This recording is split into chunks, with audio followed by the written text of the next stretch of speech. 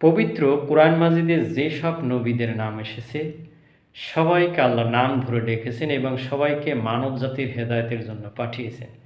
কিন্তু মুহাম্মদ সাল্লাল্লাহু আলাইহি ওয়াসাল্লামকে শুধু মানব জাতির জন্য তিনি নির্বাচন করেননি, তিনি নিজের জন্য নির্বাচন করেছেন।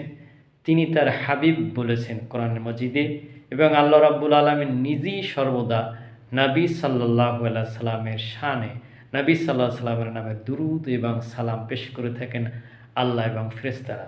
সব জায়গায় তিনি তার হাবিব বলে উল্লেখ করেছেন।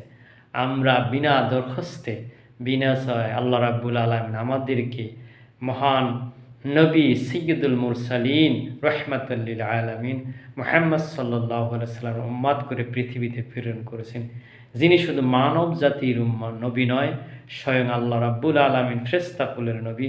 টোটাল ধুলুকে পুলুকে গ্রহ ভূমণ্ডলে যা কিছু আল্লাহ সৃষ্টি করেছেন সমস্ত কিছুর নবী হচ্ছেন নবী মুহাম্মদ সাল্লাল্লাহু আলাইহি সাল্লাম। এই জন্য নবী সাল্লাল্লাহু আলাইহি ওয়াসাল্লামের আমরা যে উম্মত হতে পেরেছি, এই জন্য শুকরিয়া স্বরূপ সবাই বলুন একবার আলহামদুলিল্লাহ।